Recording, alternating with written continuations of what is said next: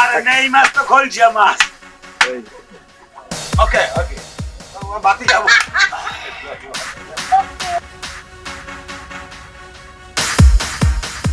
সংগ্রাম থেকে সাফল্যের এক রাজকীয় উত্থান ঢালিউড কিং সাকিব খানের।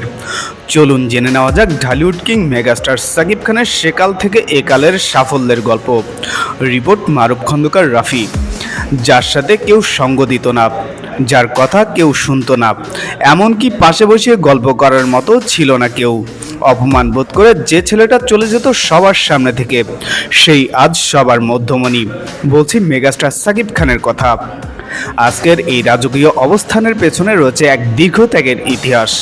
ক্যারিয়ারের শুরুতে অনেকেই তার অভিনয় বা কথা বলার ধরন নিয়ে বিদ্রূপ করেছিলেন। আজকের ঝলমলে সাকিব খানের পেছনে লুকিয়ে আছে এক লড়াকু মাসুদ রানার গল্প। কে এই মাসুদ রানা, যিনি দীর্ঘ ২৬ বছর ধরে ঢালিউডকে এককভাবে নেতৃত্ব দিচ্ছেন? ১৯৭৯ সালের ২৮শে মার্চ নারায়ণগঞ্জে জন্ম নেওয়া এই অভিনেতার আসল নাম মাসুদ রানা।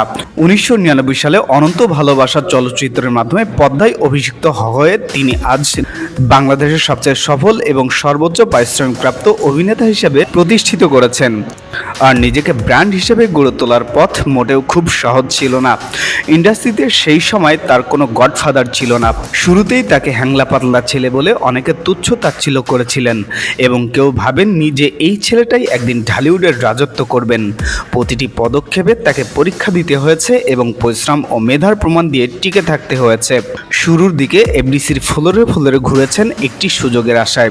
অনেক সময় নামি দামি পরিচালকদের দরজায় ঘন্টার পর ঘন্টা অপেক্ষা করতে হয়েছে, কিন্তু জুটেছে কেবল অবহেলা। এমনও দিন গেছে যখন পকেটে পর্যাপ্ত টাকা ছিল না, তবুও স্বপ্নকে হার মানতে দেননি। কিন্তু তিনি দমে না গিয়ে কঠোর পরিশ্রমের মাধ্যমে নিজেকে তৈরি করেছেন।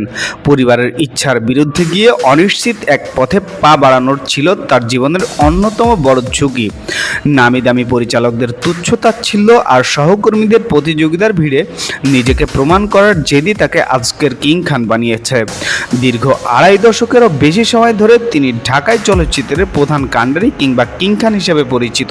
২০২৩ ও ২০২৪ সালে তার অভিনীত প্রিয়তমা, রাজকুমার এবং তুফান বিশ্বজুড়ে ব্যবসায়িক রেকর্ড ভেঙে নতুন ইতিহাস গড়েছেন।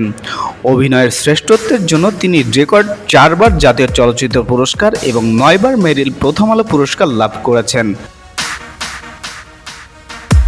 ২০০৮ সালের প্রিয়া আমার প্রিয়া সিনেমাটি তার ক্যারিয়ারের অন্যতম টার্নিং পয়েন্ট হিসেবে ধরা হয়, যা তাকে আকাশচুম্বী জনপ্রিয়তা এনে দেয়।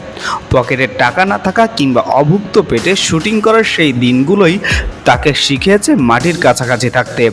সেকাল থেকে একালের এই উত্থানই বলে দেয়, পরিশ্রম করলে পরিশ্রম কখনো বিফলে যায় না। কথায় আছে, কষ্ট করলে কেষ্ট মেলে। আজকে সাকিব খানই তার বাস্তব উদাহরণ। সাফল্যের এমন গল্প শুনতে আমাদের সাথেই থাকুন। খায়রুল বাসার, দ্য ফিনান্সিয়াল পোস্ট। আরে নেই মাছ তো খলছিয়া মাছ। ওকে ওকে বাতি যাবো।